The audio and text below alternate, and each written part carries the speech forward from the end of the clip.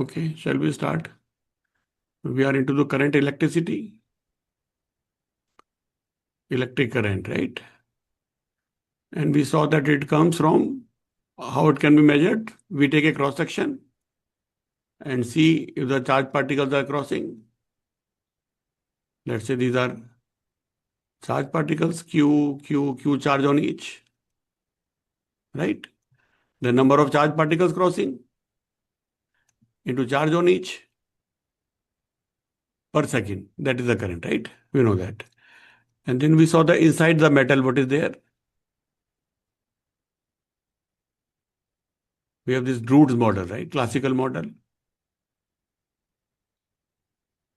And we saw that, there are some, this is a wire, and there are some, positive ions.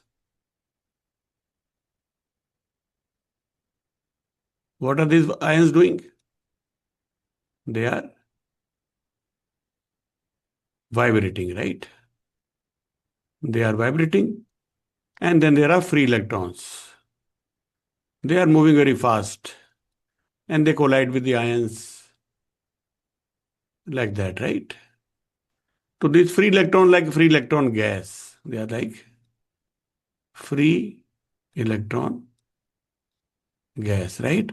They are moving at very high speed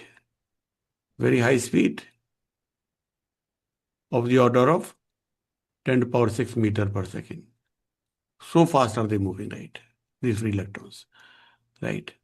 So we, because that there are large number of charged particles around, so net force on the free electrons is zero.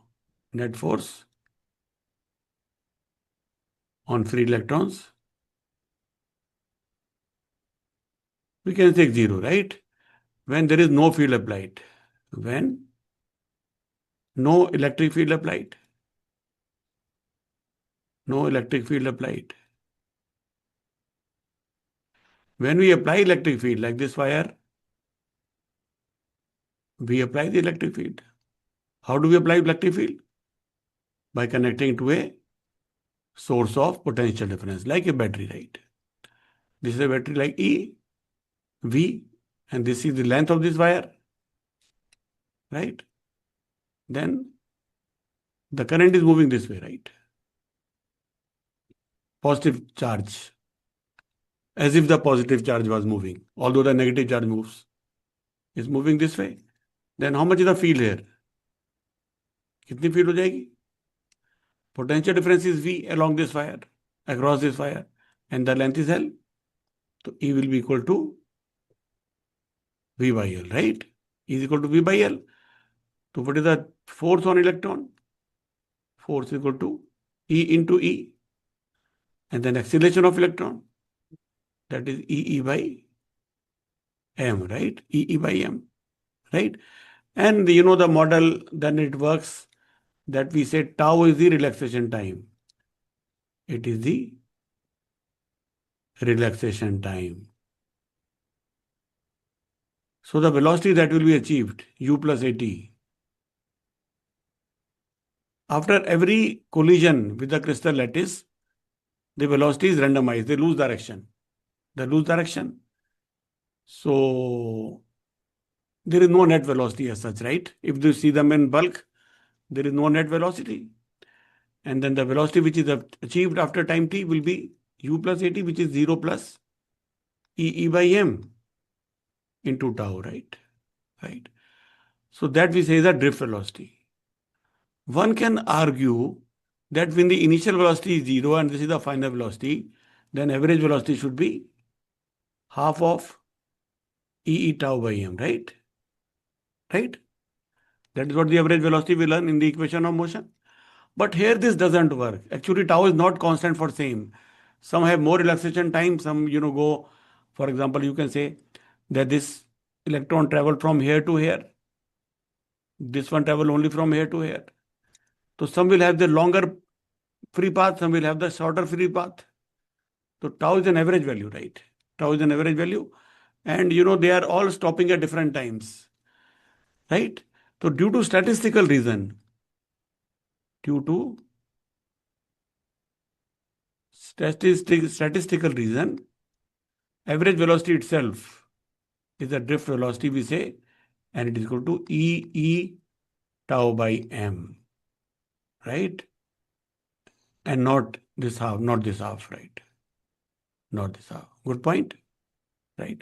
So this is the average drift velocity, and then we saw that if the average velocity, then the current can be written as NAEVD, where N is called the free electron density. It is called the free electron density. SI unit would be sir current वाला कैसा है वो एक बार वापस बता देंगे? per meter cube. ये वाला, हाँ करंट वाला। ये पिछली बार बताया था ना, फिर वो फिर मेरे से को बताऊं? समझ आया था। हाँ, फिर से बताता हूँ। It's beautiful definition. जैसे एग्जांपल बताता हूँ, मान लो सपोज ये रोड है जी, ये रोड हम्म। है, यहाँ पर कार जा रही है,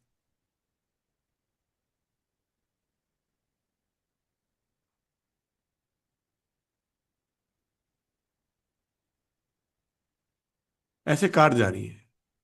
समझो सारी कार एक जैसी हैं, समझो सारी कार एक जैसी हैं और सभी बराबर स्पीड से जा रही हैं, ठीक है? आपको बताना है रोड पे ट्रैफिक कितना है। आप रोड डिजाइनर हो, रोड इंजीनियर हो, आपने रोड बनानी है उस इलाके में, ठीक है ना, रोड की रिपेयर करनी जो भी है, तो आपको देखना है कि what is the traffic density, what is the traffic. Traffic का क्या मतलब हुआ?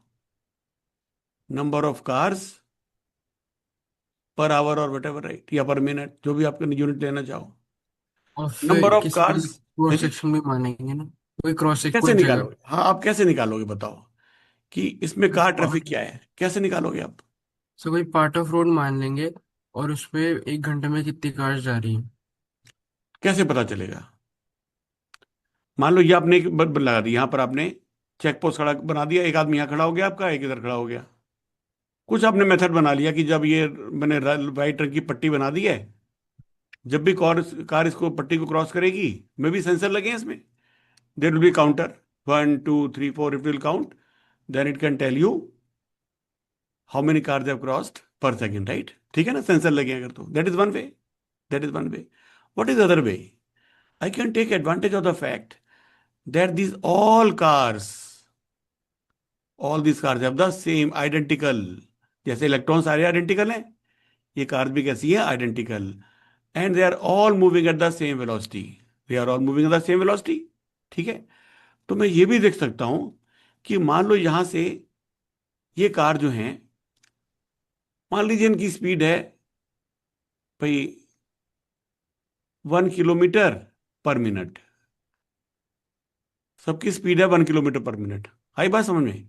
हम्म। तो 1 मिनट में जो कार शुरू में क्रॉस करेगी, मैंने my time start now, 1 minute मैंने स्टॉप वॉच ऑन कर दी, तो जो कार यहां पर थी इसने भी क्रॉस करना शुरू किया है, और 1 मिनट बाद मैंने बंद कर दिया बैरियर, 1 मिनट बाद मैं काउंट करना बंद कर दिया। समझ में आई बात? तो जो 1 मिनट के शुरू में जो कार क्रॉस की थी वो कहाँ मिलेगी अब? कहाँ मिलेगी? वो तो वन 1 किलोमीटर पर मिनट की स्पीड से जा रही थी। 1 किलोमीटर बाद तो। तो वो कार, ये सबसे पहली कार कहाँ मिलेगी? 1 किलोमीटर दूर पे। और सबसे जो 1 मिनट जब मेरा खत्म हुआ था उस समय जो कार क्रॉस की थी वो कहाँ मिलेगी?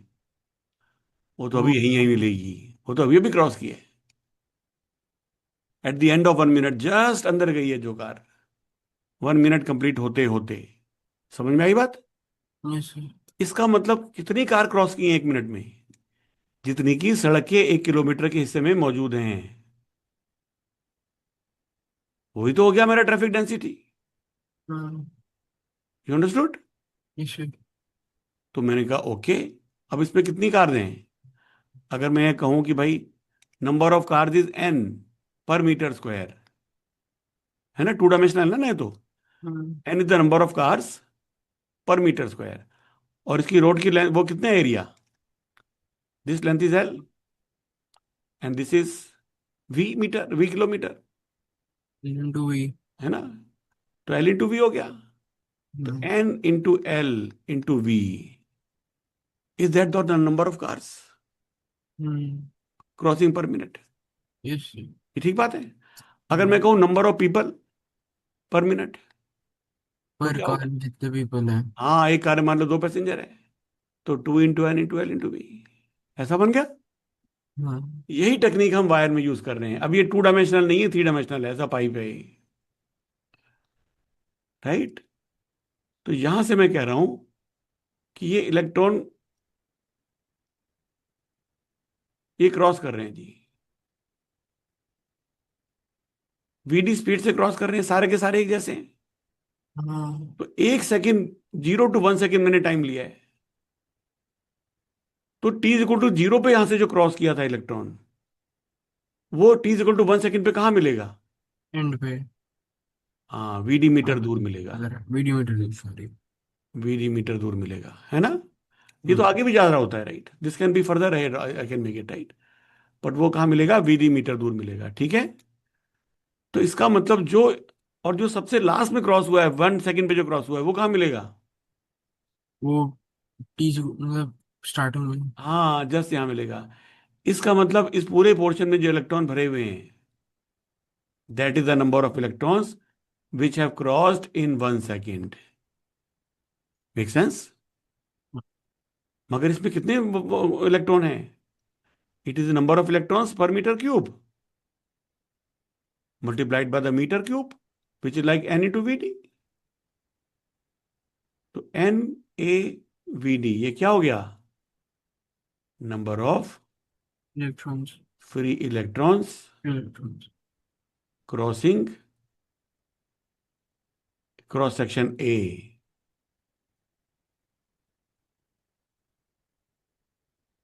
इन 1 सेकेंड। तो this is like the number of cars. But are the cars empty? No, they are carrying people. Electrons are empty? No, they are carrying charge. तो number of person was number of cars multiplied by the number of people in each car. तो यहां पर हमारा total charge crossing कितना हो जाएगा coulomb per second में? That into will E. Be the number of electrons multiplied by the charge on in each electron which is E, right. तो E into N A V D. तो this becomes N A E V D. Good point, it's quite visual thing. Although yes. Prayag ने last time बोला था, he was intuitively he was argued very well. उसने बोला area ज्यादा होगा तो ज्यादा जाएंगे, ज्यादा स्पीड होगी तो ज्यादा जाएंगे, अगर फ्री इलेक्ट्रॉन डेंसिटी होगी तब भी ज्यादा जाएंगे, और इलेक्ट्रॉनिक चार्ज जो है वो ज्यादा होगा तब भी ज्यादा करंट होगा। तो तो सबसे चारों चीजों को डायरेक्टली मल्टीप्लाई करके प्रोपोर्शनल। इंट्यूटिवली भी हम ये आंसर निकाल सकते हैं, क्योंकि current will proportional to the free electron density. ज्यादा भीड़ है तो ज्यादा लोग जा रहे हैं। It is also proportional to area, area ज्यादा है तब भी ज्यादा सड़क चौड़ी है, ज्यादा जा रहे हैं। स्पीड फास्ट जाएंगे तब भी ज्यादा क्रॉस करेंगे, और अगर एक पे ज्यादा चार्ज है तब भी ज्यादा क्रॉस करेंगे। तो आई हो गया N A E. This also pretty good, right. But this is more visual, right. This is more abstract mathematical, this is more visual. You like this yes. Approach? Any questions guys? Is it good? ठीक है। तो ये हमने देखा। अब देखो हमारा formula अगर हम देखें, तो हमारा फॉर्मूला क्या है जी? हमारा आई कितना है? N A E V D. और वी डी कितना है? वी डी कितना है? ई ई टाउ पाई एम। तो फिर आई कितना हो गया? N A E square tau pi M into we D. ऐसा हो गया,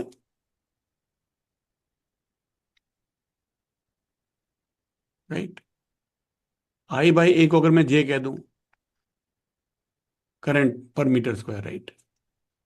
what is the current density from this cross section, right. इसको कहते हैं जे। तो ये कितना हो जाएगा? एन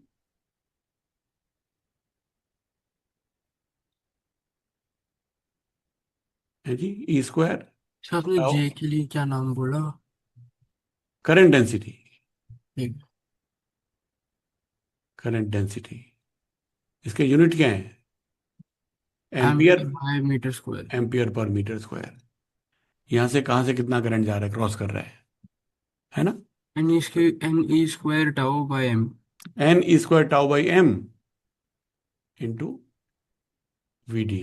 ऐसा हुआ? सर वीडी तो वही था। सॉरी, वीडी रहता एन, इसमें v d in e, v d in, इसमें ई लिखना था यहाँ पर,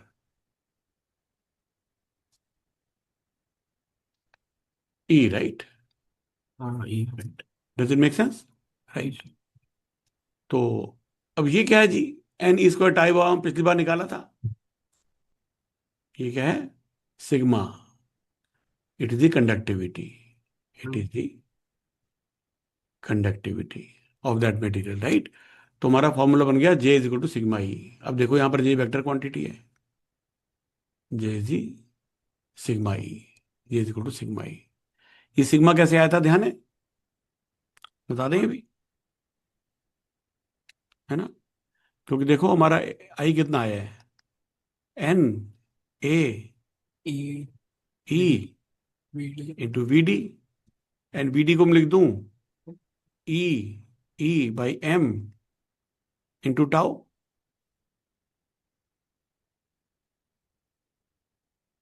है ना? ओके। अब ई क्या होता है लेकिन, is it not by v by L?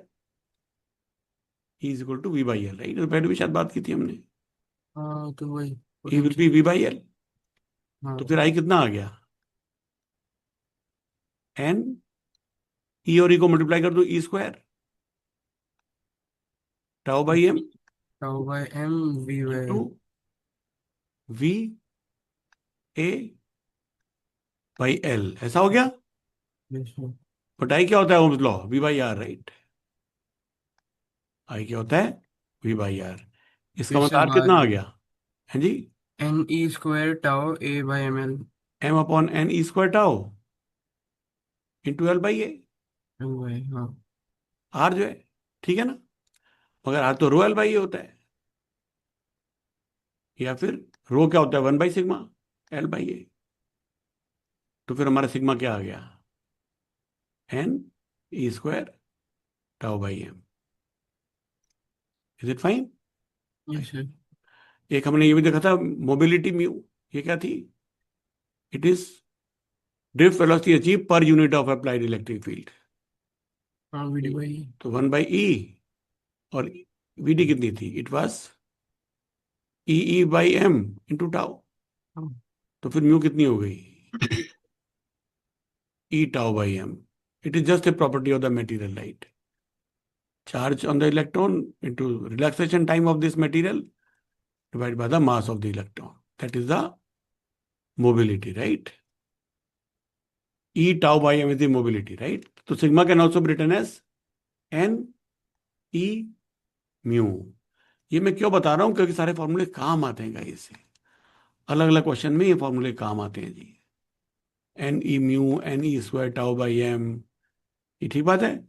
J is equal to sigma E, this we can say as the vector form of the Ohm's law. This is the vector form of Ohm's law. Is it not the Ohm's law? It's same thing, right?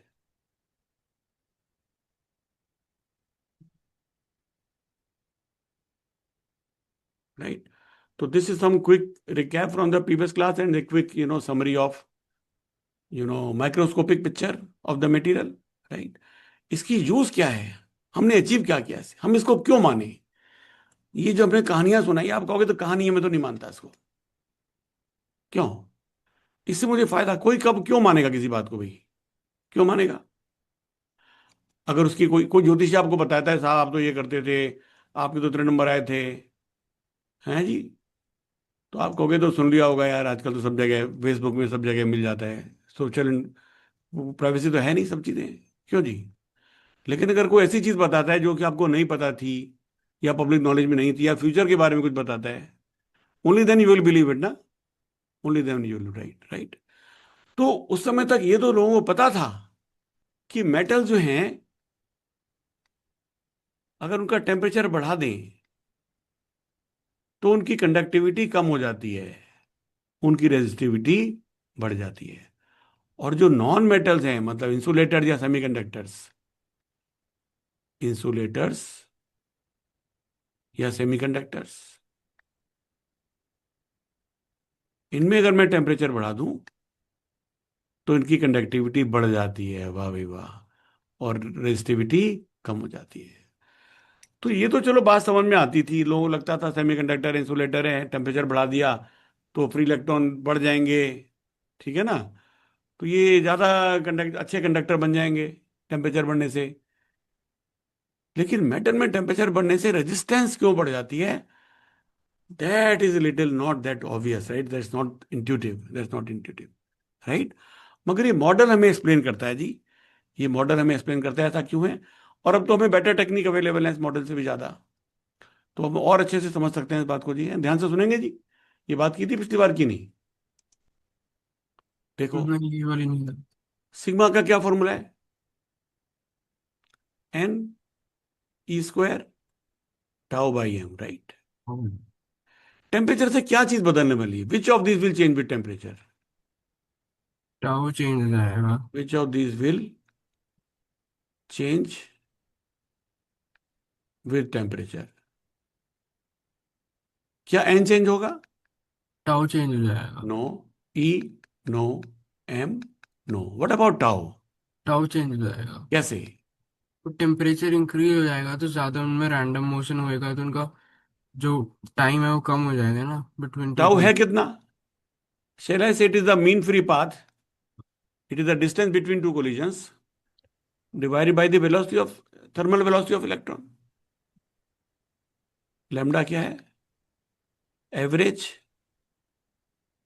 distance between collisions moved by the electrons.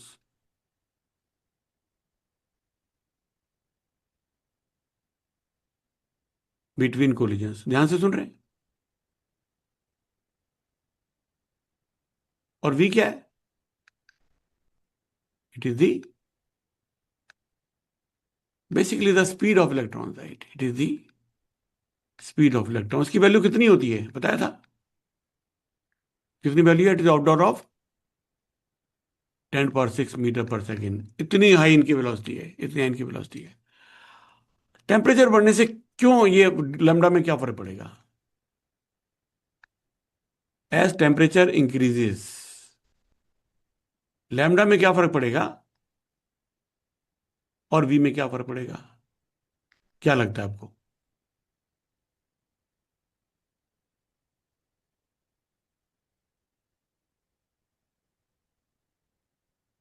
ठीक है, ध्यान से तो करें। देखो, ये हमारी wire थी, ये हमारे क्या थे? बोलो क्या बनाया है ये? बोलो भैया। हैं जी? इलेक्ट्रॉन। न्यूट्रॉन। इलेक्ट्रॉन्स। नहीं, इतने आयंस बड़े बड़े बनाए। इलेक्ट्रॉन थोड़ी बनाए हैं। इलेक्ट्रॉन तो आयंस छोटे बनाए। छोटे हैं। एटम। आयंस बनाया है। हाँ, ये एटम में से इलेक्ट्रॉन बाहर आया ना, तो ये पॉजिटिवली चार्ज एटम है, right. It is the positively charge atom, right. अब मुझे बताओ, ये इलेक्ट्रॉन मान लीजिए यहां से ऐसे करके इधर जा रहा था, यूं इधर जाके टकरा रहा था, तो उसका फ्री पाथ कितना था? यहां से मैंने क्यों शुरू किया, यहां भी चलो एक वो था, एटम था, राइट। इससे टकराया था और इससे टकराने के बाद यहां से यहां गया। ध्यान से सुन रहे, राइट। अगर टेम्परेचर बढ़ जाएगा तो क्या होगा? What will happen to the vibrations?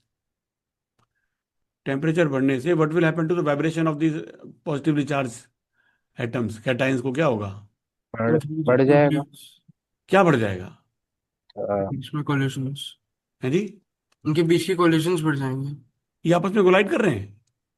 नहीं, फ्रीक्वेंसी ये जिसको तो वाइब्रेट पॉजिटिवली करे वो चार्ज बढ़ पार्टिकल हैं, कोलाइड करना तो मुश्किल है इनका, राइट। ये तो रिपेल करते हैं एक दूसरे को।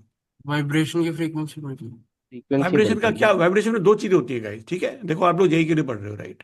तो मैं आपको कुछ भी सोचो ये बीच में ऐसे बढ़ कोई फायदा नहीं ना उसका, क्योंकि डिटेलिंग की तो वैल्यू है, नंबर तो डिटेलिंग से आने हैं, राइट। ठीक है ना? तो फ्रीक्वेंसी वाइब्रेशन बढ़ से जाएगी। क्या बढ़ जाएगा?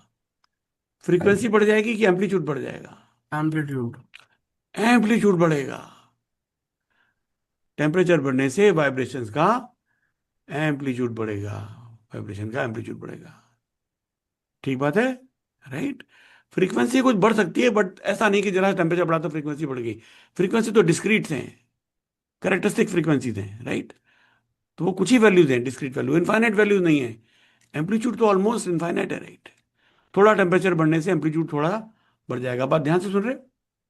अब मुझे बताओ, ये इससे टकरा नहीं रहा था, लेकिन टेम्परेचर बढ़ने से टकराने लग जाएगा अभी, क्योंकि इसका एम्पलीट्यूड बढ़ गया। तो यहां तक जा रहा था ये, इससे टकरा गया। इसका मतलब लैम्डा को क्या हुआ टेम्परेचर बढ़ने से? जो लोग बीच में से निकल जा रहे थे, अब वो जोर जोर से हिलेंगे, तो बीच में से निकलना आसान नहीं रहेगा। एम्पलीट्यूड बढ़ने के कारण बीच में से निकलना आसान नहीं रहा। समझ में आ रही बात? तो बताओ टेम्परेचर बढ़ने से लैम्डा क्या होगा? Lambda will decrease. Lambda will decrease. Temperature बढ़ने से लैम्डा विल डिक्रीज। ठीक बात है। What about the velocity? वो तो आपको पता है, टेम्परेचर बढ़ने से वेलोसिटी तो बढ़ेगी, राइट? मगर गाइस, वेलोसिटी में बहुत ज्यादा फर्क नहीं पड़ता इलेक्ट्रॉन में, right? Won't change much. Why? Won't change much. ध्यान से सुनने की बात है ये, राइट? ऐसा क्यों है? Because they are not like kinetic theory of gases, right? Do they follow kinetic theory of gases? Do they follow KTG, this electrons? जो इनिशियल मॉडल है ड्रूड मॉडल टाइप के, they are based on that, क्योंकि उस समय kinetic theory of gases ही पता थी, तो बोल्ट्जमैन स्टैटिस्टिक्स पता थी, तो शुरू में ऐसा मानते थे, राइट? लेकिन अब हमें पता है कि electrons are fermions. Electrons are fermions, they follow Pauli exclusion principle, right? They follow Pauli exclusion principle. मतलब no two of them can have the same energy. इसका मतलब अगर टेम्परेचर मेरा बहुत कम है, नियर 0 केल्विन, तो गैस में क्या कहेंगे हम? गैस में कहेंगे boss, all the particles are at rest, all gas molecules are at rest, ऐसा कह सकते हैं, राइट? क्योंकि गैस गैस क्या कहते हैं, काइनेटिक थ्योरी पढ़ी थी ना आपने भी, क्या होता है? Under root of 3 kT/m, RMS speed, right? ये अंडर रूट ऑफ 3 RT/कैपिटल M, जो भी आप लिखना चाहो। तो T जीरो हो जाएगा, क्या हो जाएगा? VRMS जीरो हो जाएगी। लेकिन इलेक्ट्रॉन्स में ऐसा नहीं होता। मेटल को अगर मैं 0 डिग्री केल्विन तभी वो कर दूं, कूल कर दूं, तो इलेक्ट्रॉन नहीं रुकेंगे। क्यों नहीं रुकेंगे? क्योंकि अगर रुकेंगे तो पॉली एक्सक्लूजन प्रिंसिपल वायलेट होता है, कि सबकी एनर्जी सेम हो जाएगी। इंटरेस्टिंग। तो क्या होगा, इनको अलग अलग लेवल से ऑक्यूपाई करने ही पड़ेंगे, अलग अलग लेवल से ऑक्यूपाई करने पड़ेंगे। एक की एनर्जी E1 है, दूसरे की एनर्जी E2 है, तीसरे की एनर्जी E3 है, इसकी एनर्जी E4 है, इसकी एनर्जी E5 है, इसकी एनर्जी। तो कहने का मतलब है 0 केल्विन पे भी, because of the crowding, because n is very high number, right? Right, because of the crowding, इनकी अच्छी खासी वेलोसिटी होने वाली है। तो पहले से ही अच्छी खासी वेलोसिटी है, तो टेम्परेचर बढ़ने से इसका मतलब उतना ज्यादा इसमें बढ़ने वाला नहीं है। I hope this, you are trying to absorb the discussion, right? Right. तो कहने का मतलब है, what is the main reason for reduction in relaxation time as the temperature increases? What is the main reason? It is the amplitudes of this vibration, due to which the lambda will decrease. Lambda will decrease and velocity will increase, but not that much. Velocity will increase, but not that much. I hope it is clear. I hope it is clear, right? तो इसका मतलब क्या हुआ, चाहे हम ये कहें चाहे ये कहें, दोनों का रिजल्ट मिला के क्या हुआ? This will decrease and then sigma is equal to what? It will decrease. तो ये मॉडल इसलिए इतना सक्सेसफुल हुआ, इतना लोगों ने इसे बिलीव किया, क्योंकि it was able to explain certain basic properties of metals, including the thermal conductivity and the electrical conductivity. Sigma की वैल्यू इसने बता दी कि टेम्परेचर से क्यों सिग्मा घटता है मेटल्स के अंदर। ठीक है जी, राइट? रिलेशन है क्या? We can say generally this is safe to say that we rho at temperature T is equal to rho at temperature T naught into 1 plus alpha T minus T naught. Mostly this will work. It is not exact formula. For this will work for if T minus T naught is not very large. T minus T naught not very large. Not very large. अगर very large होगा तो क्या करेंगे हम? फिर rho T और rho T not अलग अलग हो जाएंगे, मतलब अल्फा टी और अल्फा टी नॉट अलग अलग हो जाएंगे। है ना। अल्फा भी चेंज होगा टेम्परेचर के साथ, मगर नॉट मच। तो अगर बहुत बड़ी रेंज नहीं है तो अल्फा को हम ये बनाएंगे। बुक्स में क्या दिया होगा, in books alpha is given at 20 degree Celsius. Alpha is given आपकी बुक में दिया होगा at 20 degree Celsius, near the room temperature. तो बुक्स में आराम से इसकी लिस्टिंग मिल जाएगी, what is the value of alpha at 20 degree Celsius. Any question, बात समझ में आई? राइट।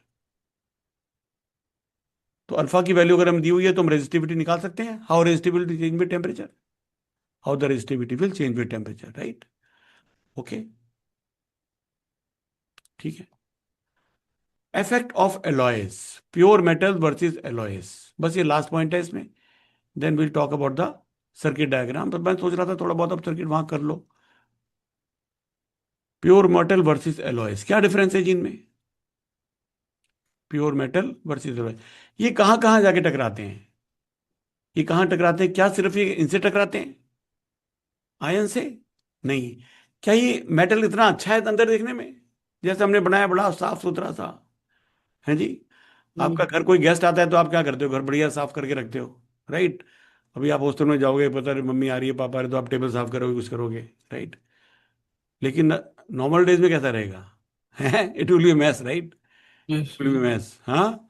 तो मेटल के अंदर भी मैस है। मेटल के अंदर things are not like that. Metal के अंदर क्या है, इसके अंदर ग्रेन्स है, राइट। केमिस्ट्री पढ़ते हैं, there are grains, there are grain boundaries, right.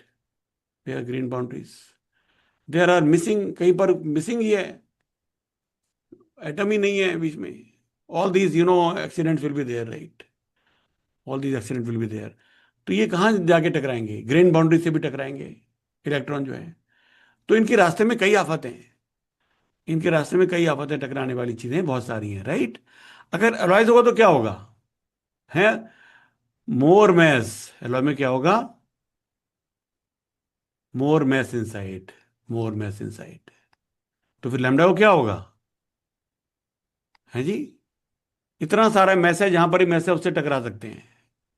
तो what will happen to lambda, it will increase और decrease? Decrease. It will decrease very much, right? It will decrease very much. It will decrease very much. What will happen to tau? Tau tau will in tau tau increase. increase कैसे हो जाएगा?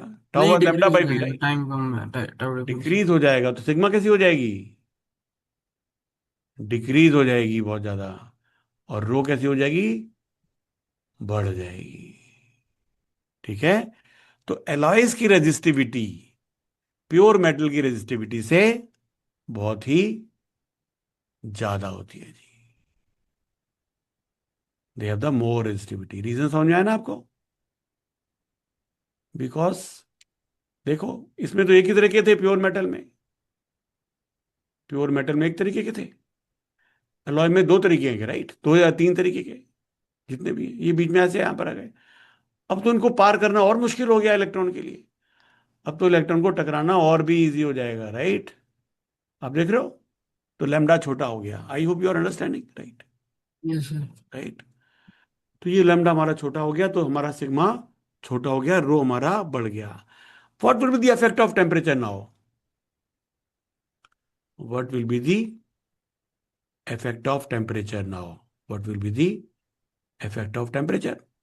ये क्या होने वाला है, अब क्या लगता है आपको? ठीक है। अब टेम्परेचर से बहुत ज्यादा लैम्डा छोटे होने वाला नहीं, लैम्डा ऑलरेडी बहुत छोटा है, lambda is already small, doesn't decrease much, does not decrease much with the increase in temperature। समझ आई बात? यस तो सर। कहने का मतलब है, अगर मैं कोई ये मेटल कहूं और ये एलॉय कहूं, तो एक रो और एक अल्फा, किसका ज्यादा होगा, रो किसका ज्यादा होगा? This will be more, right. Alloy का एलॉय का ज्यादा। रो ज्यादा होगा, और अल्फा किसका ज्यादा होगा? मेटल का। मेटल का ज्यादा मेटल। होगा। मेटल में टेम्परेचर बढ़ने से इफेक्ट में जो रेजिस्टिविटी बढ़ेगी। तो एलॉय की रेजिस्टिविटी कैसी है? ज्यादा है, मगर टेम्परेचर से बहुत ज्यादा नहीं बढ़ रही। और प्योर मेटल की रेजिस्टिविटी कंपैरेटिवली कम है, लेकिन टेम्परेचर से बहुत ज्यादा बढ़ रही है। Tungsten is a very good example. Tungsten is a pure metal. इसको यूज एक करते थे चीज, बल्ब फिलामेंट में पहले। एलॉय की रेजिस्टिविटी प्योर मेटल से ज्यादा है। हाँ, और क्योंकि एलॉय मेटल मिक्सचर है का, ना। और मेटल का ये प्योर मेटल, मेटल मतलब मेरा प्योर मेटल, हाँ एलॉय भी हाँ मेटल ही है, पर मेटल। मेटल का मिक्सचर है, और मेटल का क्या सोल्यूशन है। ज्यादा है? हैं जी? मेटल का alpha, how the resistivity increases with temperature. अच्छा ठीक ये है। वाला फॉर्मूले में ये वाली वैल्यू, हाँ उसमें ठीक है। ये रो है, ये अल्फा है, राइट। ठीक है। समझ में आ गई बात, राइट। तो जैसे for example let's list.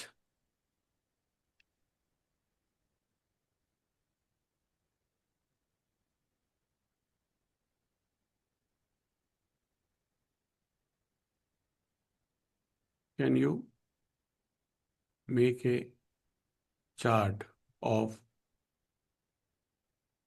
resistivity of, let us say, copper, aluminium, chromium, nickel, tungsten.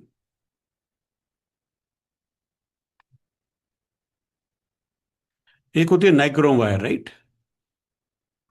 पता है ना आपको, निकेल और क्रोमियम से मिलके बनी है नाइक्रोम। एक होता है हमारा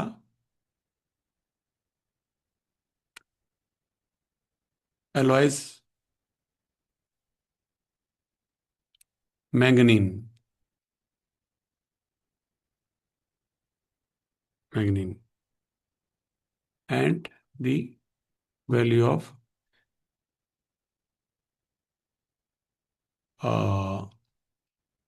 alpha, how resistivity changes with temperature for each of them।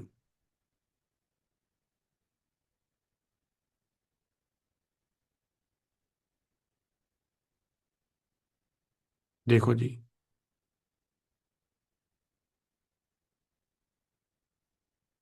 ये प्योर मेटल है copper, and it's a very good metal, right. Very highly conductive. इसकी एन बहुत ज्यादा है, रेजिस्टिविटी कैसी कम है इसकी, राइट। 1.6 इंटू 10⁻⁻8। एल्यूमिनियम की थोड़ी सी ज्यादा है, एल्यूमिनियम की रेजिस्टिविटी और ज्यादा है, राइट। सबसे कम किसकी है? कॉपर की। सिल्वर मैंने नहीं लिखा, सिल्वर की थोड़ी सी और कम होती, मे बी 1.6 इंटू 10⁻⁻8, बस थोड़ी सी कम होगी, राइट। टंगस्टन की थोड़ी ज्यादा है, निकल की उससे थोड़ी ज्यादा है, क्रोम की उसने इंक्रीजिंग ऑर्डर में लगाए हैं, राइट। अब मैंगनीन और नाइक्रोम क्या है? एलॉयज हैं, ठीक है जी। देखो निकल कितना है? 7। क्रोमियम कितना है? 13। मगर दोनों को मिला दिया जाए तो कितना हो गया? 100। You see the effect of mixture. It is not the average of the two, it is not the average of the निकल and chromium, it is much more than that. आपको समझ में आ गया इफेक्ट ऑफ अलॉइंग? इससे alloying से resistivity बहुत ज्यादा बढ़ जाती है। अब समझ में आया प्रेस में क्यों यूज करते हैं इसको, गीजर में क्यों यूज करते हैं? क्योंकि इसकी रेजिस्टिविटी ज्यादा है, तो we use it for the heating effect. इसमें हीटिंग इफेक्ट ज्यादा मिलने वाला है हमें, because of the high resistivity. Copper wires. Copper will use for connecting wires, क्योंकि वो गर्म कम होंगी, उनकी रेजिस्टिविटी कम है। ये ठीक बात है। Aluminium also we can use. Tungsten को क्या यूज करते हैं हम? बल्ब का फिलामेंट बनाने के लिए। क्यों? रेजिस्टिविटी तो बहुत ज्यादा नहीं रेजिस्टेंस है, के लिए। मगर टेम्परेचर से बहुत ज्यादा बढ़ने वाली है। अल्फा की वैल्यू देखो सबकी कैसी है। इसमें 0.003, 0.004, 0.004, 0.006, ये भी थोड़ी बढ़ रही है रेजिस्टिविटी के साथ, ये भी थोड़ी सी बढ़ रही है। इसमें तो कम हो गई क्रोमियम में, राइट। मगर इनमें देखो दोनों में कैसी है, अलॉयज में बहुत छोटी। मैग्नीन में कितनी है? 0.00002। बढ़िया बात है।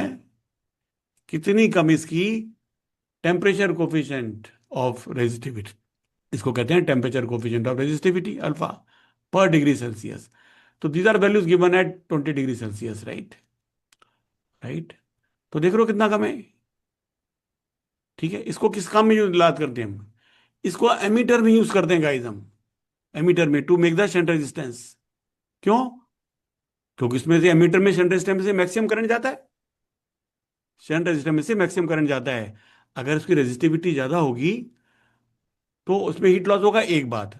दूसरी बात है कि जब टेम्परेचर बढ़ेगा तो उसकी रेजिस्टिविटी अगर बढ़ जाएगी तो क्या होगा, हमारी इसकी रीडिंग बदल जाएंगी एमीटर की। तो इसका मतलब एमीटर एमीटर गर्मी में अलग रीडिंग देगा और सर्दी में अलग रीडिंग देगा। जब एमीटर को नया नया सर्किट में लगाया तब अलग रीडिंग देगा, और जब थोड़ी देर बाद जब गर्म हो जाएगा, टेम्परेचर बढ़ जाएगा, हीट फ्लो करते करते, करंट फ्लो करते करते, समझ में आ रही बात, तो उसकी हम्म। एमीटर की रीडिंग अलग हो जाएगी। Do we want that? Will anyone buy that kind of meter? Hmm. नहीं। तो इसलिए क्या यूज करते हैं इसको, मैंगनीन लगाते हैं शंट वायर बनाने में, क्योंकि टेम्परेचर बढ़ने से भी इसमें कोई फर्क पड़ने वाला रेजिस्टिविटी में नहीं है, और you will get the correct loyal reading, right? The reliability of the reading is more because of this. So this is used for measuring instruments, shunt resistance of ammeter, etc. And this is used for heating instrument because of this, right? तो ये chart को अगर मैं ले लूं, इनके हमें use क्या है, किस चीज के लिए इस्तेमाल किया जाता है इनको, जूस कहां पर है, क्यों इसको इस्तेमाल करते हैं हम, where is the juice?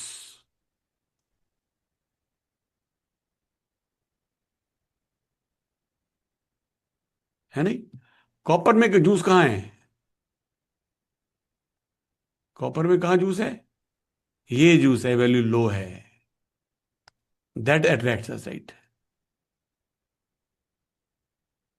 Aluminium को भी यूज करते हैं हम, जो हमारी ओवरहेड केबल्स होती हैं एक शहर से दूसरे शहर तक, जो हाई ट्रांसमिशन केबल्स जाती हैं, उनमें हम एल्यूमिनियम को यूज करते हैं, क्योंकि इसकी भी रीजनेबली लो है, लो रो, राइट। इसके अलावा थोड़ा चीप है।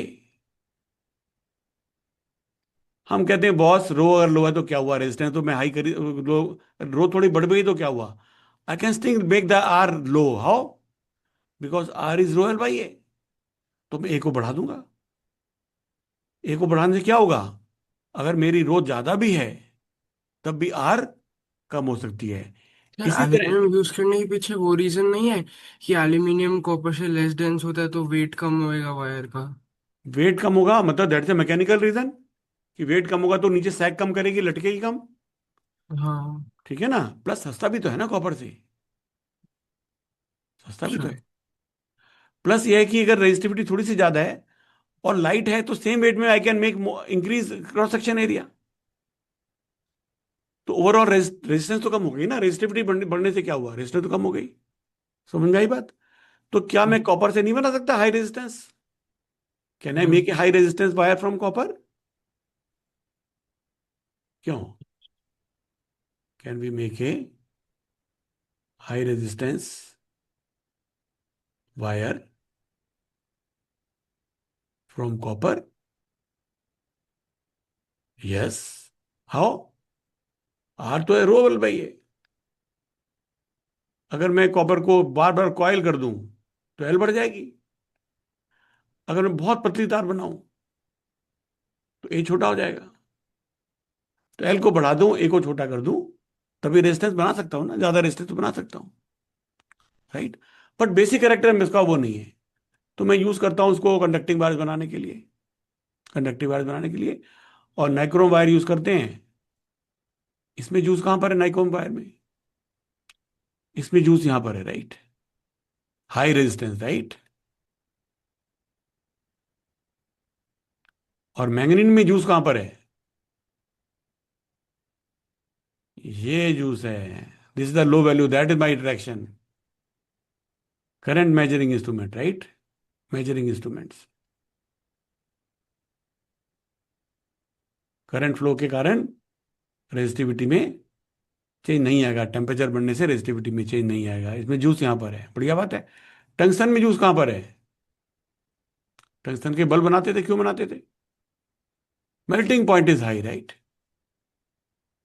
मेल्टिंग पॉइंट हाई, हमें हाई रेजिस्टेंस चाहिए, तो हम कहेंगे अब बॉस हाई रेजिस्टेंस तो आ ही जाएगी, क्योंकि अगर मैं इसको हीट करूंगा, मान लीजिए 2000, कितना 200, ऐसा कुछ इसको हीट करता हूं मैं, तो बताओ रो कितनी हो जाएगी?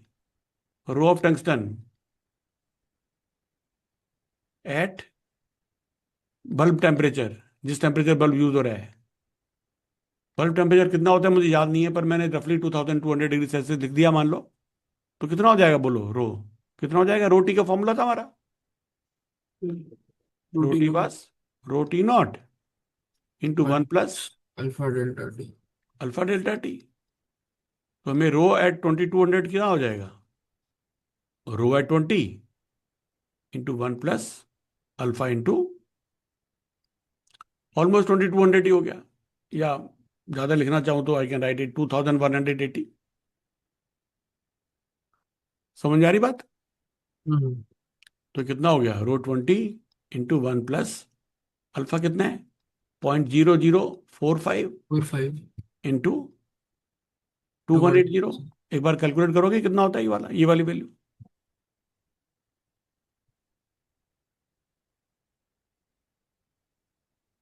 2180 इंटू 0.0045।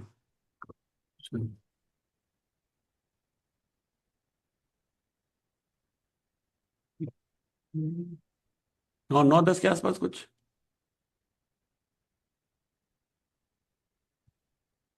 9.81। हाँ वही मैंने बोला, 9 10 के आसपास।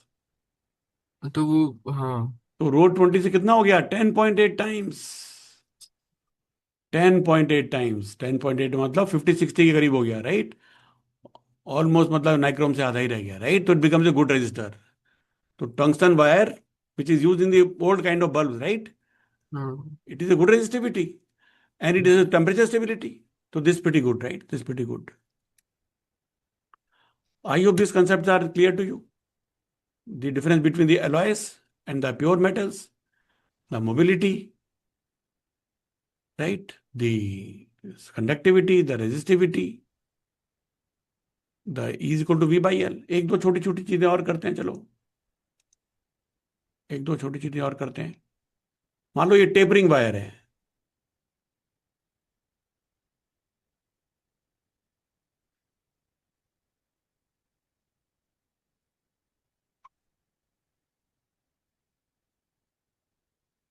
तो ये .1 है मान लीजिए, ये कोई .2 है, ये .3 है,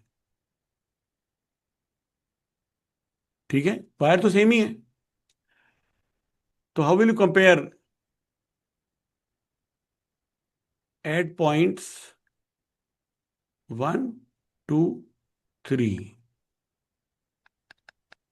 conductivity, electric field, drift velocity, can we do it?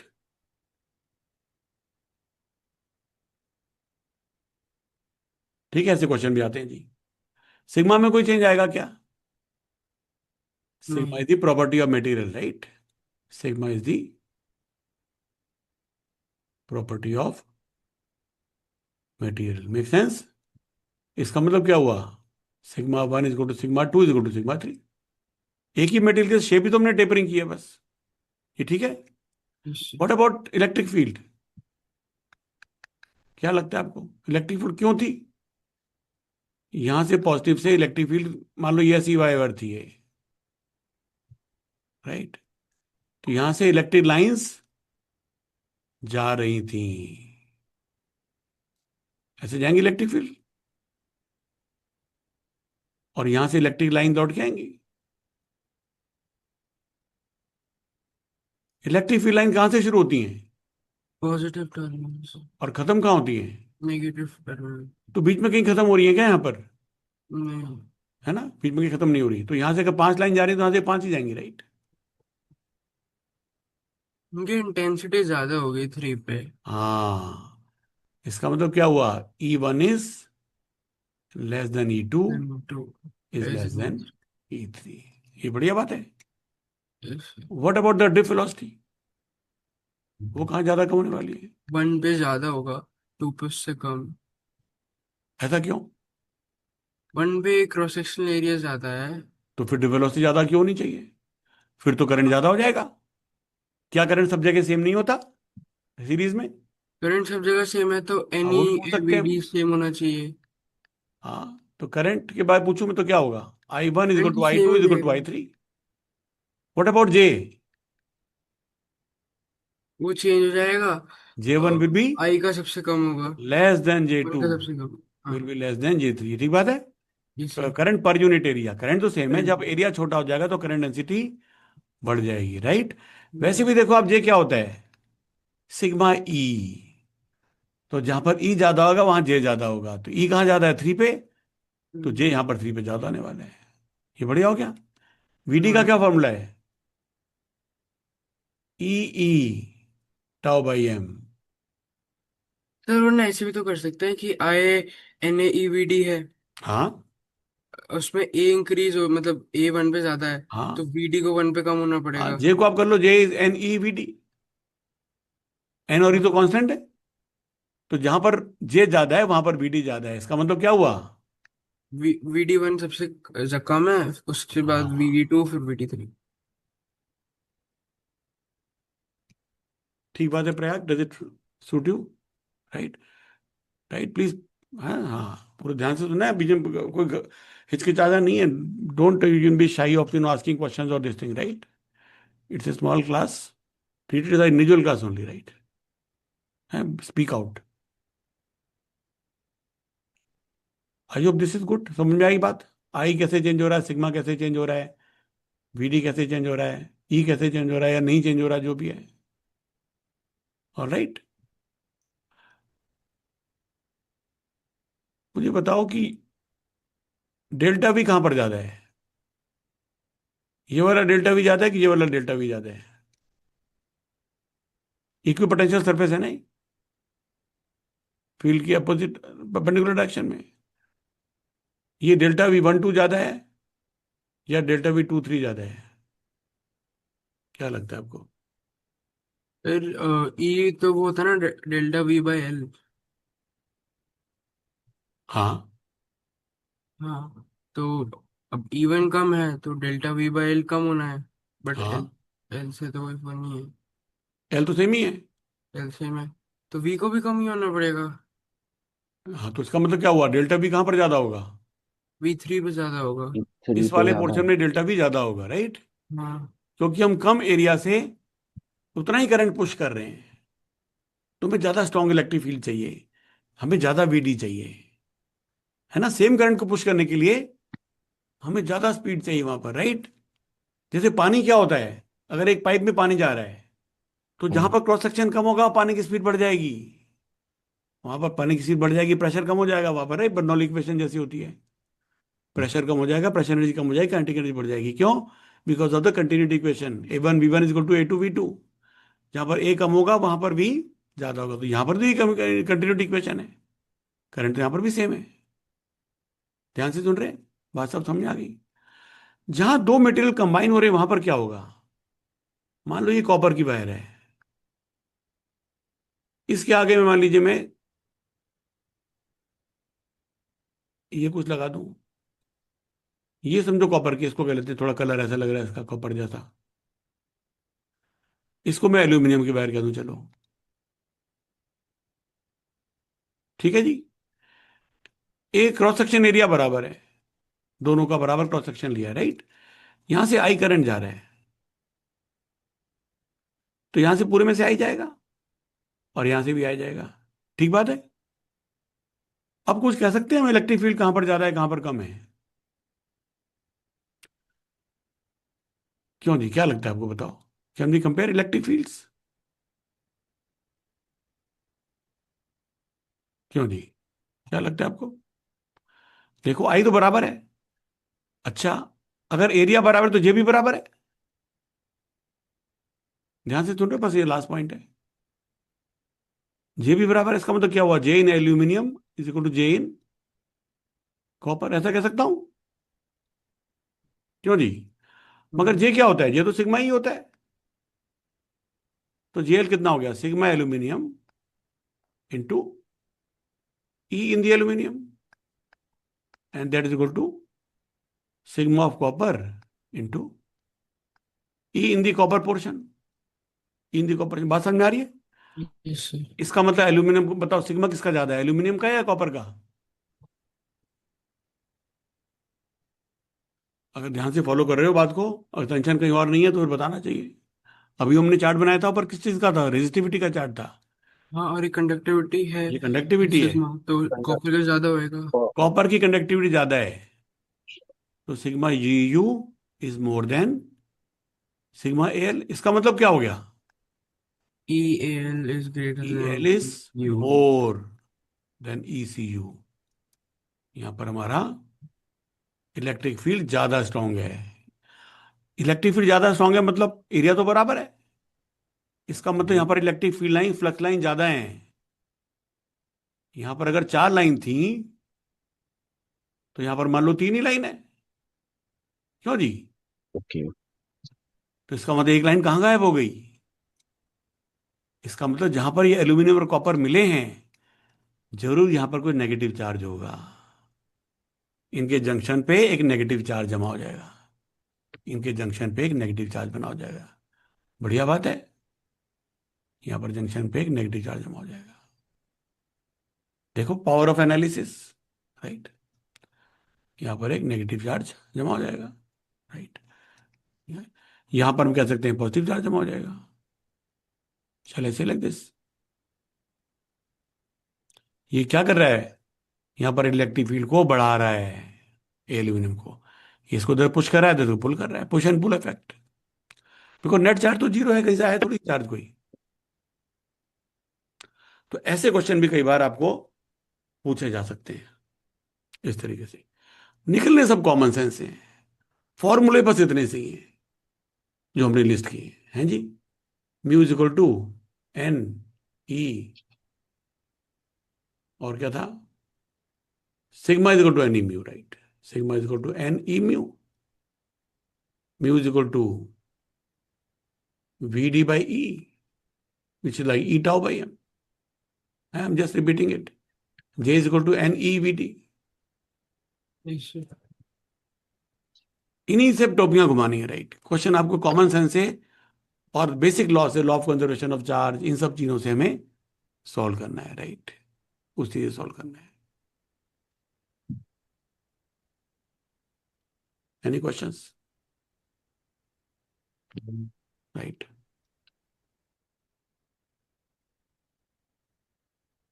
तो ये हमने माइक्रोस्कोपिक पिक्चर कर ली रूट मॉडल के बेसिस पे, और हमने सारी टर्म्स समझ ली। एक इंपॉर्टेंट पार्ट है चैप्टर का, अल्फा वगैरह भी हमने समझ लिया, और हमने कुछ ऐसी सोफिस्टिकेटेड चीजें भी की हमने कुछ, राइट। तो फिर इसको आप थोड़े क्वेश्चन करो, इसके जो है, राइट। इसके क्वेश्चन करें। Let us try a few questions.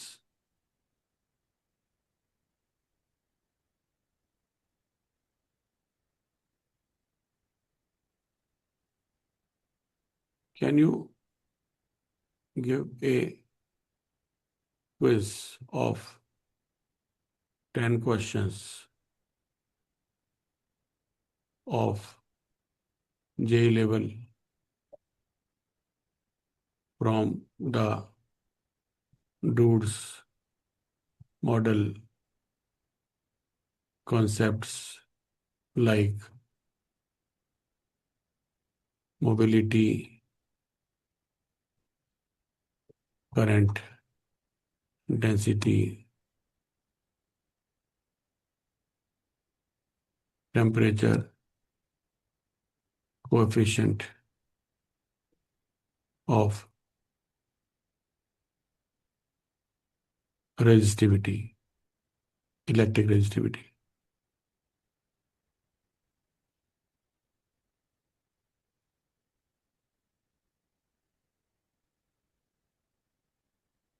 Right, etc. Let us see.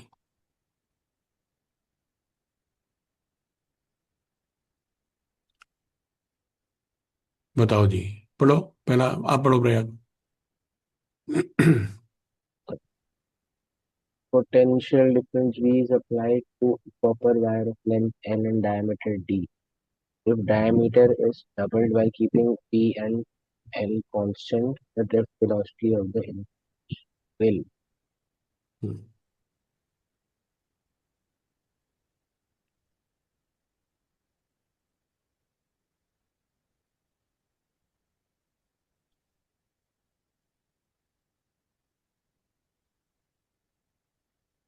4 D है क्या? रीजन बताओ। वी इज हाँ, applied to copper wire, length l थी। यूआरएल को तो हमने कोई चेंज नहीं किया। सिर्फ डायमीटर डबल हुआ है, डायमीटर डबल हुआ है तो हम एरिया को 4 टाइम्स कर सकते एरिया 4 टाइम्स कर लेंगे, हैं। तो रेजिस्टेंस कैसे हो जाएगी, 1/4 रह जाएगी। रेजिस्टेंस 1/4 रह जाएगी तो करंट जो है वो 4 टाइम्स हो जाएगा। टाइम्स, करंट जो है वो 4 टाइम्स। 4 टाइम्स हो जाएगा। मगर हमारा करंट क्या होता है, NaEVd। एन में कोई चेंज नहीं है, एरिया भी तो 4 टाइम हो गया है, तो वीडी में कोई चेंज क्यों आएगी?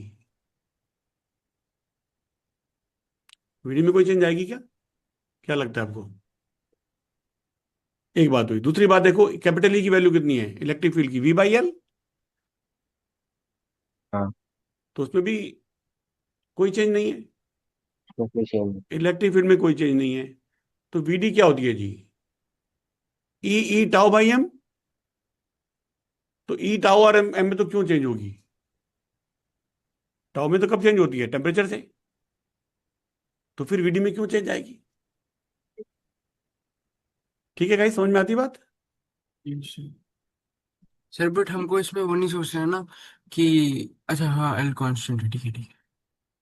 हाँ, तो एल मतलब अगर एल कांस्टेंट नहीं दिया होता तो डायमीटर डबल करने पे वो लेंथ कम हो जाती ना। हाँ, मतलब खींच के आप करते, ये कह रहे हो आप लोग, मतलब हाँ कि आप मतलब इसको भी कंप्रेस करके करते। नहीं, वो तो बस। ऐसे ही स्कूल में बना देते हैं क्वेश्चन। इतना ज्यादा मेटल को चेंज करना पॉसिबल है क्या कि खींच के डबल कर दो लेंथ उसकी? वो तो ऐसी हाँ मतलब ऐसी वो तो हाइपोथेटिकल क्वेश्चन हैं। हाँ, मतलब आते हैं एग्जाम में, हाइपोथेटिकल, ये नहीं कहता, but let it be in the form of quiz, right? Yes sir. Give the same questions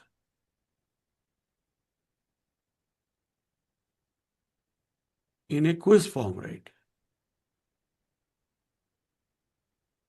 MCQ, online online quiz form, right?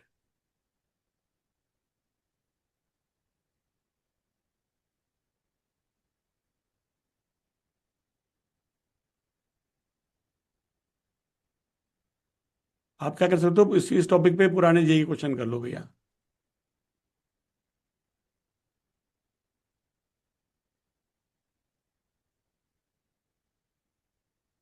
यार ये समझ कर ही नहीं रहा है।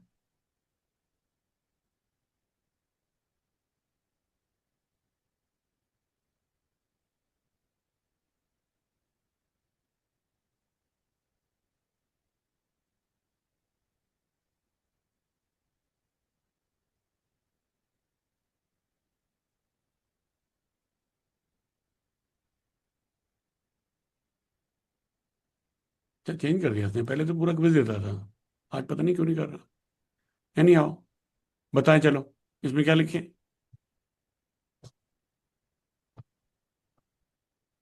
उसका सेम था, पेमेंट इमेज तो से। सेम है, सी सी लिख दे, राइट? वही सेम क्वेश्चन है ना? हाँ, हाँ। वही है।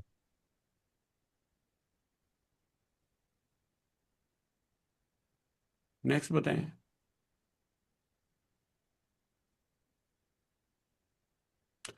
Mobility of electron in a conductor is defined as the magnitude of drift velocity per unit electric field.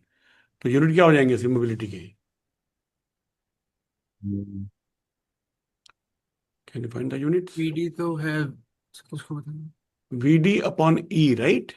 हाँ तो VD वेलोसिटी इज का metre per second, metre per second और वोल्ट पर ए मीटर, होगा। वोल्ट पर मीटर। तो metre square हो जाएगा, है ना? ए हाँ, ये हो ए जाएगा, होगा। राइट? ए होगा, चलो।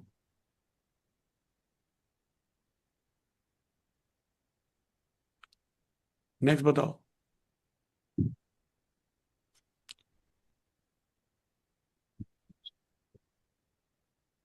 Time. Relaxation time. Relaxation time तो होता है ना NE² by M into tau.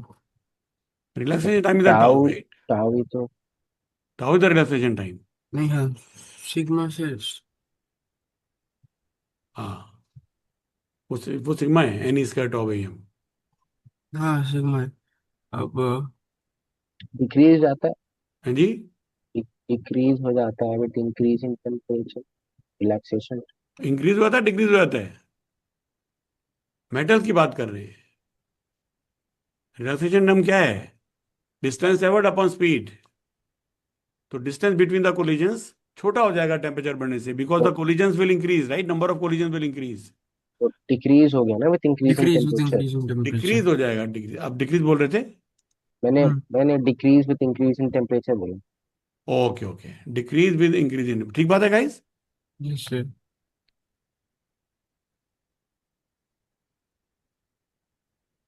Right, next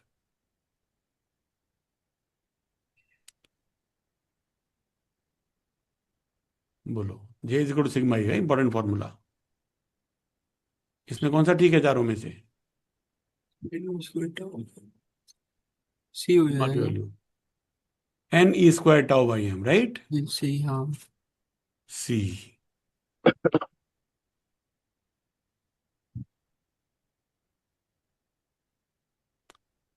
next बताओ। Two wires of the same material have length in the ratio 1:2, and radii in the ratio 2:1. They are connected in series to a battery. The ratio of the drift velocities of electrons in the two wires. बोलो।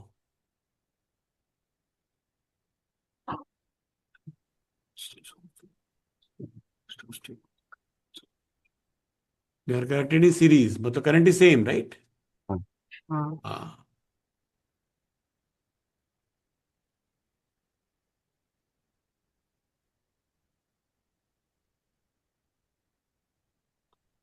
लिख के करें।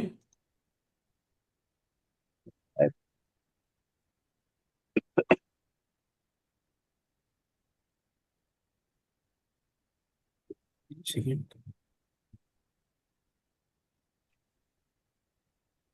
करो आराम से, पढ़ने का फायदा तभी है ना, कुछ क्वेश्चन प्रैक्टिस करें। लेंथ से तो कोई इफेक्ट नहीं पड़ता है ड्रिफ्ट वेलोसिटी। ड्रिफ्ट वेलोसिटी क्या है? देखो, ये हमारी एक ये वायर है। ना कुछ ए को पाई आर स्क्वायर कर देते हैं तो v d is inversely proportional to r square हो जाएगा। हाँ, वन बाय एरिया। फोर, 1/4। पहली वायर में क्या है? Length are in the ratio, एक की लेंथ 1 है, दूसरे की लेंथ 2 है, और रेडियाई 2 है, मतलब 4 है, राइट। ये तो एक वायर है। और दूसरी वायर कैसी है? इससे दुगनी लंबी है। दुगनी लंबी है और एरिया 1/4 है, right. This is a, this is 4A, this is L, this is 2L, and there in C, तो करंट सेम जा रहा है, राइट। करंट दोनों में सेम जा रहा है, हमें निकालना है VD कितनी है, बोलो। तो करंट क्या होता है? NaEVD। एन तो सेम है दोनों में, क्यों जी? हाँ, तो लेंथ से कोई फर्क पड़ेगा नहीं। N इंटू एरिया डिपेंडेंट है। 4A into E into VD 1 will be equal to N into A into E into VD2। ये ठीक बात है। तो हमारी रेशियो क्या हो गई? Ratio of drift velocity of the electron in the two wires. हमें निकालना है VD1/VD2, राइट। ये कितना हो गया? हम्म। 1:4 हो गया, नहीं? हाँ, तो ऐसे आराम से भैया करना है, ध्यान से, राइट। मिस्टेक नहीं करनी, मिस्टेक्स आर वेरी कॉस्टली। ये ठीक हुई बात? Any any other thought? Any other thought? We could have thought something else also. Can we verify our answer someway? इसमें J1 कितना है? इसमें करंट हमारा तो सेम है, तो इसमें अगर J है तो ये 4J है? नहीं, इसमें J है तो इसमें 4J है, राइट। करंट डेंसिटी इसमें ज्यादा है। हाँ इसमें J है तो इसमें 4J है, राइट। इसमें 4J है। What about the voltage drops? Voltage drop कितना है? करंट तो सेम है, मगर इसमें तो रेजिस्टेंस कितनी है? इसमें रेजिस्टेंस हमारी बहुत बहुत छोटी है। इसमें रेजिस्टेंस अगर आर है तो उसमें रेजिस्टेंस कितनी है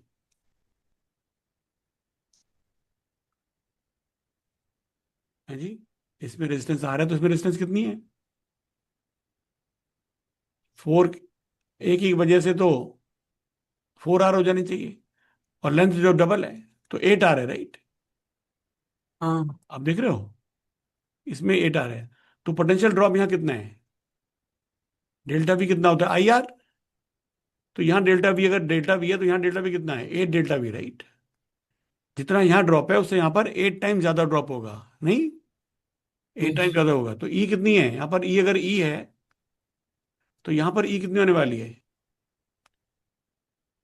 डेल्टा वी 8 टाइम्स है, और पर एल भी डबल है, तो ये 4 ई होने वाली है, राइट? अगर यहाँ पर इलेक्ट्रिक फील्ड ई है तो यहाँ पर इलेक्ट्रिक फील्ड कैसी है? 4 ई। बात समझ में आ रही है? क्यों जी? तो जे कितना होता है हमारा? सिग्मा ई, सिग्मा तो दोनों जगह सेम है, तो हमारा J1 will be sigma into E1, and J2 will be sigma into E2। समझ में आ रहा है ना? तो J1 हमारा कितना है? सिग्मा तो सेम है, और E1 कितना होता है? डेल्टा वी, मतलब E1 को E1 लिख दूं, और J2 कितना है? Sigma into E2। E2 हमने कितनी निकाली? 4 टाइम्स E1, राइट? है जी? हाँ। और J क्या होता है? NEVD। तो NEVD1 J, राइट? एन, ऐसे भी कर सकता था मैं इसको, J1 इज NEVD1, और J2 कितना है हमारा? यहाँ J है तो यहाँ कितना है? Four G. 4J, right? Four G. हाँ, तो 4 टाइम्स, मतलब ये NEVD2 है, right? NEVD2, but this is 4 times NEVD1, right? तो VD1/VD2 से सेम आ गया, राइट? 1/4 है, 1:4। मतलब कई तरीके आप देखते हो, सिंपल सबसे तो यही था जो आपने शुरू में बोल दिया था। तो let us see, this is 1:4, right? तो we go for B, right? Yes sir.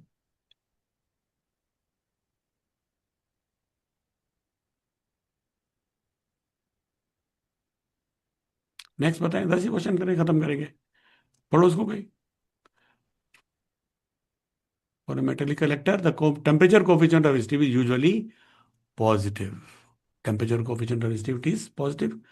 This implies as temperature increases. Negative किस में होता है ये? सेमीकंडक्टर्स में और इंसुलेटर्स में। टेम्परेचर बढ़ने से रेजिस्टिविटी कम हाँ, हो जाती इंसुलेटर तो कम है, कम हो होने जाती लगती है। है। बस बताओ क्या सी आंसर? होगा इसका। The resistivity increase due to increase increase. Lattice vibrations, right? Right. This implies that as temperature increases, collision frequency increases, not decreases, right? Mean free path increases. No, it is decreases, right? Resistivity increases due to increased lattice vibration, due to which the collision frequency increases and mean free path decreases. बढ़िया है ना? सब हमने discuss किया है। Number density of electrons increase significantly, no, not in metal. तो answer आपने already बता दिया, it will be c, right? Due to lattice vibration, not so much due to the increase in temperature, due to the velocity, more due to the lattice vibrations, right? Let us look at a quick calculation. A silver wire has resistance 2.1 ohm and 27.5 degrees Celsius and 2.7 at 100 degree Celsius. तो बताओ temperature coefficient और state निकालने हैं। निकालो जी, क्या करेंगे इसके अंदर?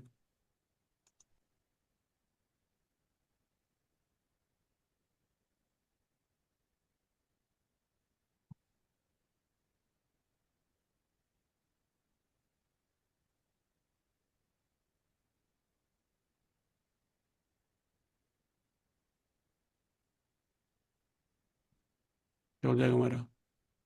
देखो, ये रेजिस्टेंस के दिया है, हमारा फॉर्मूला हमने किसके लिए दिया? रो के लिए किया था। हमने कहा था rho t is rho naught 1 + α∆t। मगर गाइस सेम फॉर्मूला आर के लिए भी चल जाता है, सेम फॉर्मूला आर के लिए भी चल जाता है। ऐसा क्यों है हम डिस्कस करेंगे, अभी हमने डिस्कस नहीं किया। जो फॉर्मूला रो के लिए था वो आर के लिए क्यों चल जाता है। पर पहले चलो सॉल्व कर लें इसको। बोलो हमें क्या दिया हुआ है, 2.1,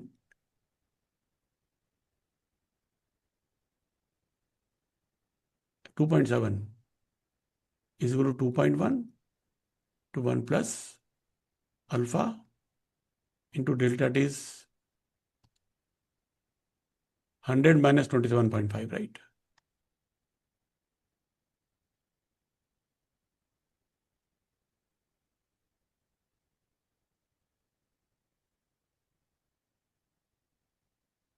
$72.5, right?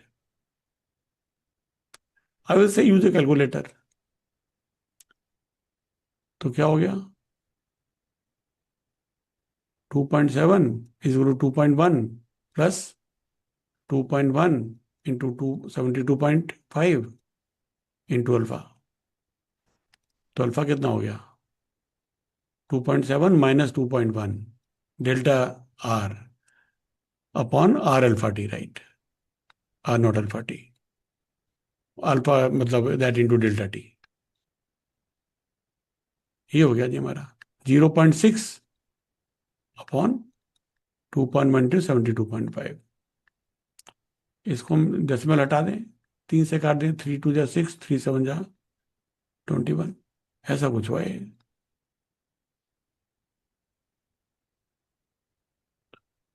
This will nearly how much, 500, right? Nearly 3 by 500, which is like 6 by 1000, 6 into 10 is power minus 3।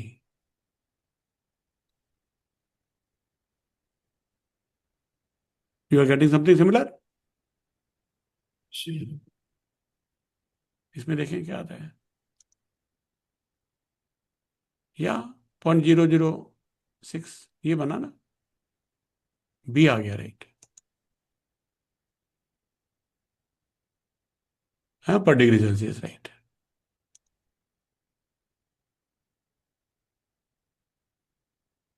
Incorrect, calculation mistake कर दी। लिखा तो यही था, राइट? इसको काटा भी था 2, फिर इसको छोड़ दिया लगता है, 2 2 से मल्टीप्लाई नहीं किया क्या? अच्छा, दिस व्हाट वी डिड ना, 0.6 अपॉन 2.1 टू 72.5 किया तो यही था। यानी तो ये वैल्यू में क्या कहाँ गलती हो गई कैलकुलेशन में, 3/500।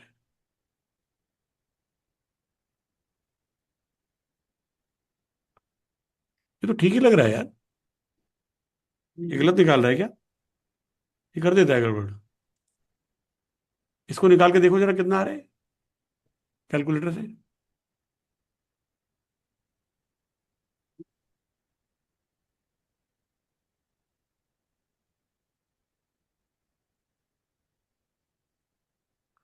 6 अपॉन 21 इंटू 72.5,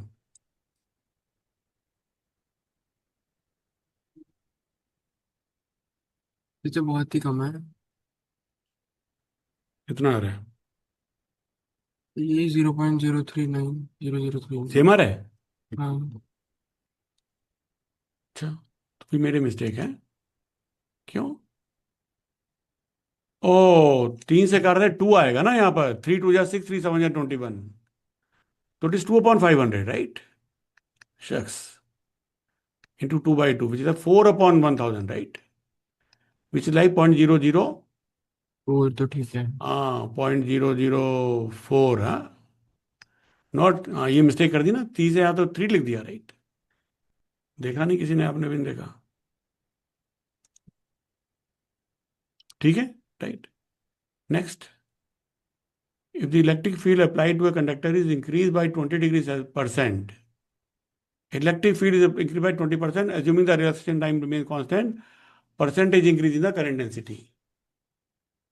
तो करंट डेंसिटी क्या है, J is equal to sigma e. देख रहे हो आप वही फॉर्मूला, क्या आंसर हो जाएगा बोलो?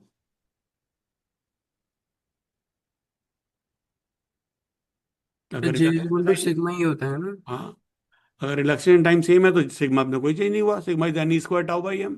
तो फिर क्या आंसर हो जाएगा? 20% ही। 20% ही हो जाएगा, तो इट विल बी हाँ, राइट। जितना जे इंक्रीज हो रहा है उतना ही इंक्रीज हुआ है। बस, और क्या। सेमीकंडक्टर में क्या है, mobility of electron is typically higher than that of holes. ये मैंने शायद पिछली बार बताया था कि सेमीकंडक्टर में दो टाइप के, वो लास्ट टाइम बताया। हाँ शायद, हाँ। हाँ, दो। हमारा उसका फॉर्मूला क्या है सिग्मा का? एन ई म्यू, राइट। अब हम्म, सेमीकंडक्टर में दो तरह के चार्ज पार्टिकल्स हैं, एक तो इलेक्ट्रॉन्स और एक होल्स। होल्स के ऊपर प्लस ई चार्ज होता है, इलेक्ट्रॉन के ऊपर माइनस ई चार्ज होता है। तो होल की डेंसिटी अगर एन एच और इलेक्ट्रॉन की डेंसिटी है एन ई, और होल की मोबिलिटी है म्यू एच और इलेक्ट्रॉन की मोबिलिटी है म्यू ई, तो सिग्मा सेमीकंडक्टर क्या आ जाएगा? दोनों को मिला के electron density into charge on electron into mobility of electron plus hole density into charge on hole is e itself into mobility of whole.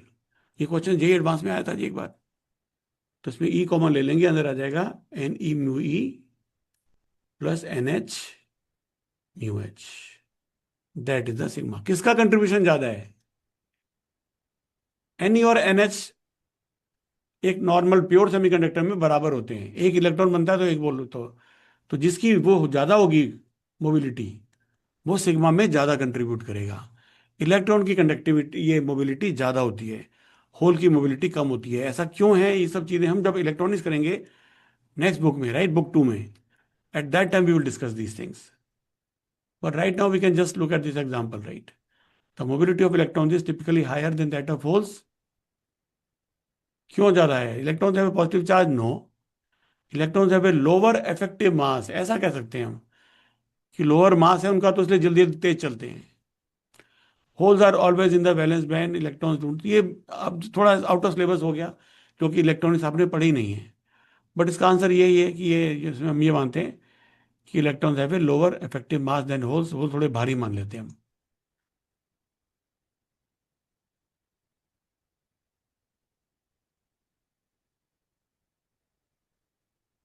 Final question, which of the following correctly represent the variation of resistivity with temperature for a semiconductor? बताओ।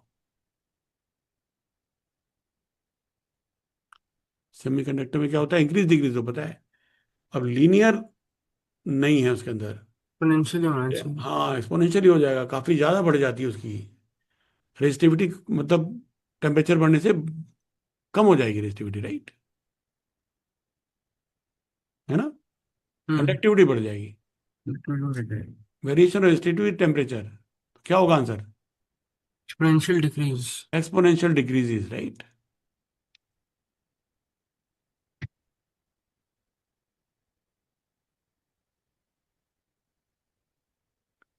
Okay, I think we got a decent idea. We lost one because of I wrote 3 instead of 2, huh?